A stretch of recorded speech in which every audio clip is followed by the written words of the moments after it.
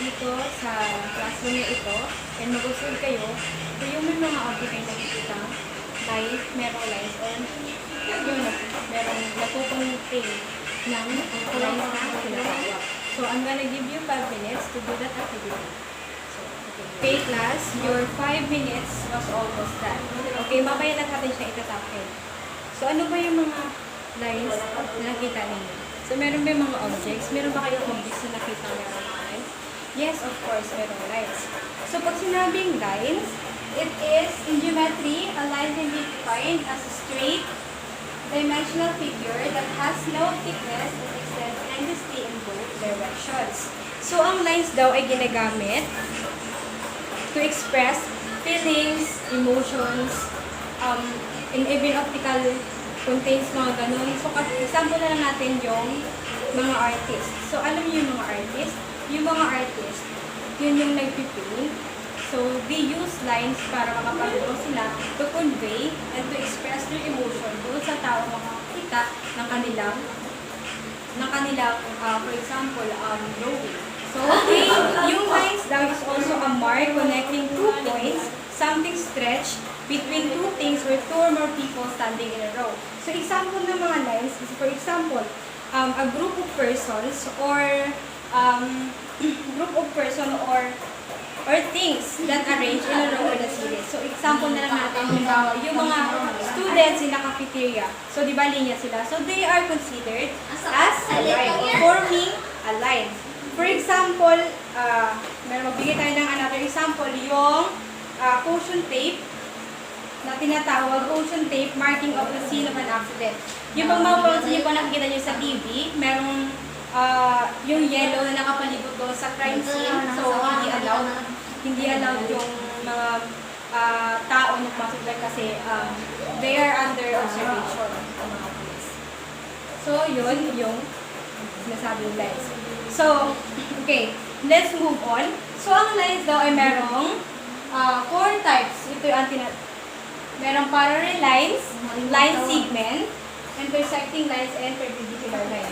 So, now, mag-discuss muna tayo about sa parallel lines, kung ano nga ba ang parallel lines. So, pag sinabing parallel lines, it will never cross. They will always be the same distance apart. So, ang parallel lines daw ay can be defined as 2 lines in the same plane that are equal distance from each other and never cross. Padali. So, ganun lang yung ng parallel lines. Hindi siya nagko-cross. Consistent siya na straight line. So, mapahaba man siya or maikli, makapal man or manipis. So, they are considered as a parallel lines. Okay, I have here some examples para mas maintindihan nyo yung tinatawag na parallel line. Okay, this one. Okay, one of the example of parallel lines is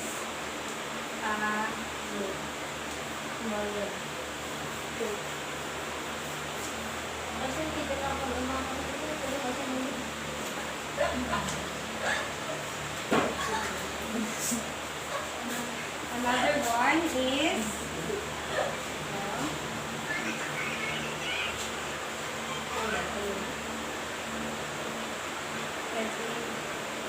so here are some examples of parallel lines. So mapapansin nyo, it will never cross, right? So they're consistent in the same direction or in the same distance. So yan yung parallel lines. So ang parallel lines daw ay merong set. Kaya meron siyang tinatawag na vertical.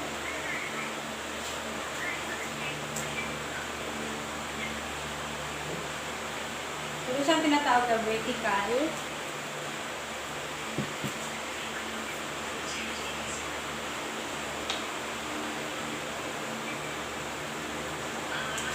Diagonal. And last but not the least, the horizontal.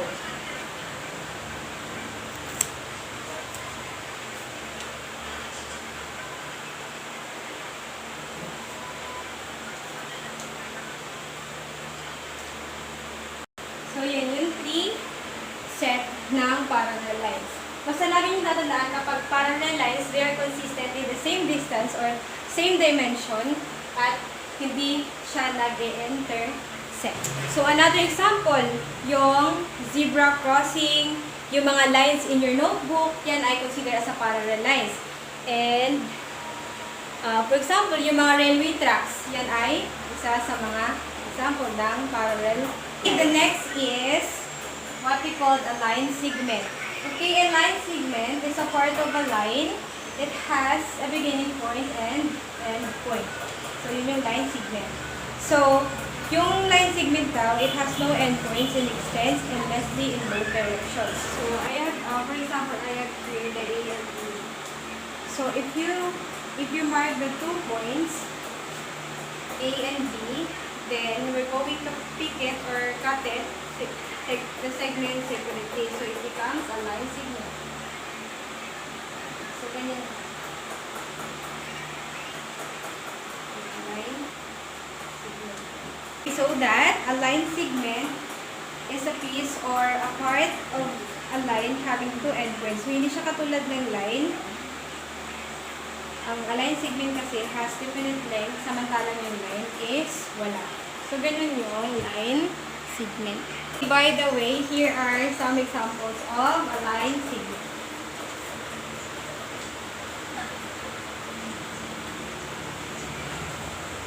We have a ruler. So, meron siyang beginning point and at the same time, meron din siyang end point. So, ruler ay one of the best example of line segment.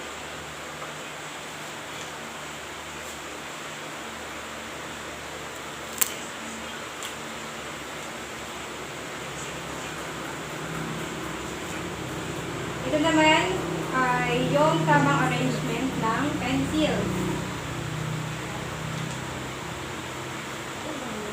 And the last one is the walis thinking. We call this a traditional braid. Basta walis thinking. Okay, now let's proceed to the third types. Ito ay tinatawag natin intersecting lines.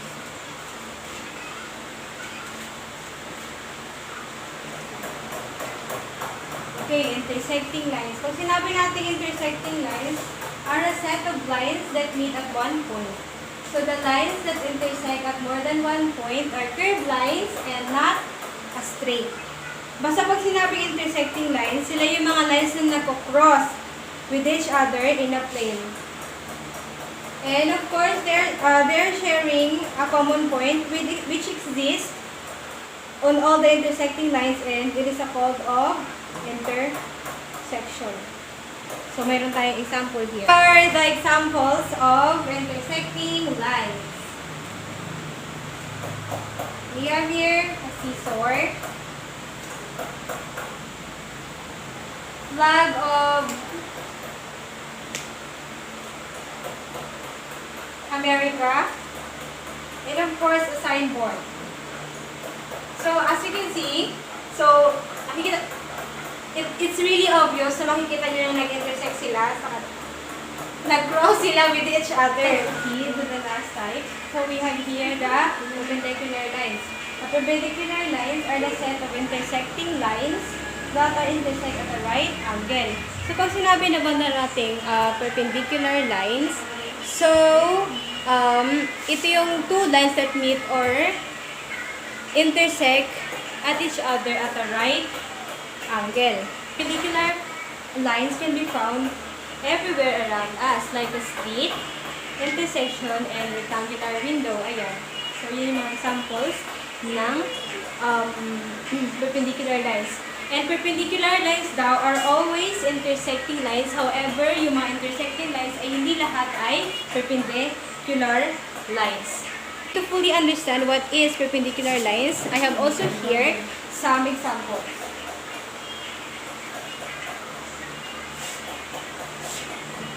So mostly, puro siya signboards and addition symbol.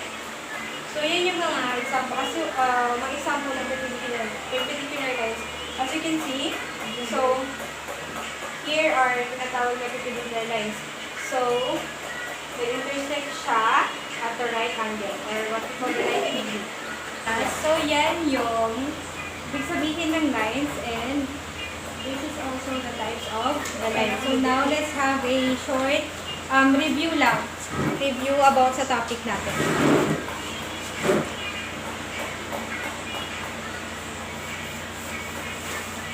So, okay class, we're going to label. Here, to give an example is, ano nga pa siya is, perpendicular lines ko siya, parallel lines ko siya, line segment, or intersecting lines. So, the correct answer for number 1 is, okay, very good, a parallel lines.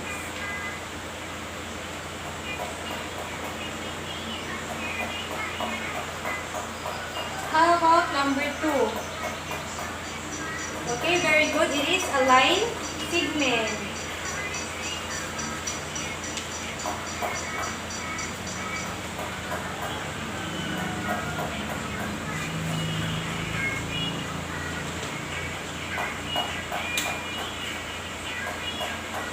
How about number 3?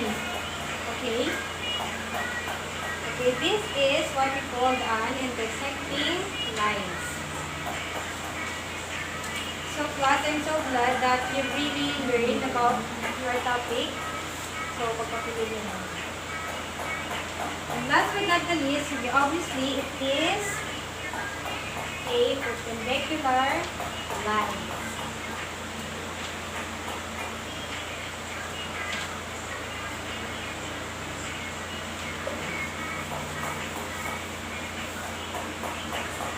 Okay, number 1, our answer is parallel lines. Number 2 is line segment.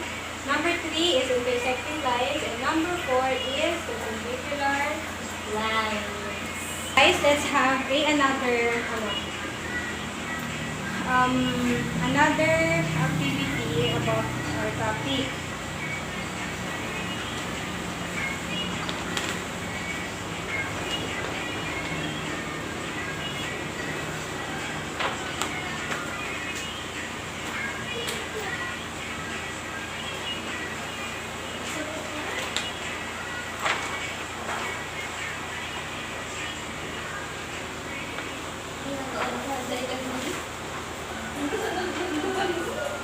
So, let me read you a direction.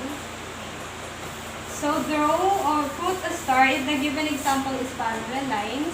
Heart naman if it is intersecting lines.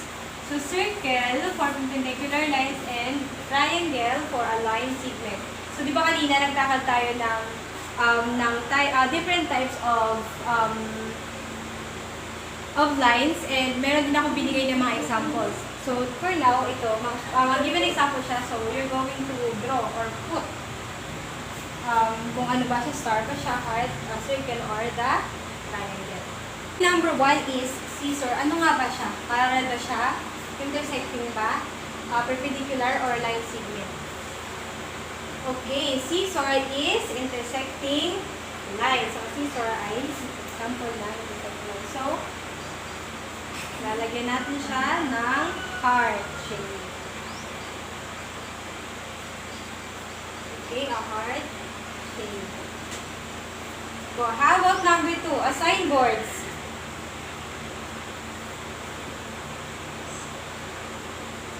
Okay, a signboard is an example of perpendicular lines.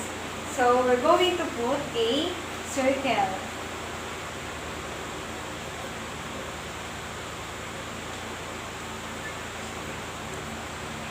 How about addition symbol. Kanina sa example natin. Okay, very good. Siya ay example din ng perpendicular lines. So, ulit, we're going to put it a circle.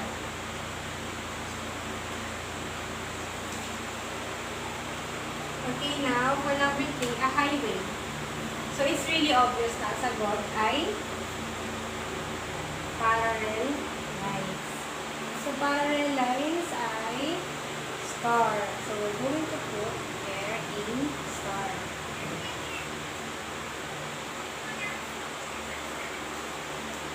And ruler, number 5 ruler. Okay, so sa ruler naman, pwede naman siyang parallel or pwede naman siyang align segment. Diba? Kasi kanina, example natin sa ano. So, para fair, nagbigyan natin siya ng star for parallel line and triangle for align segment.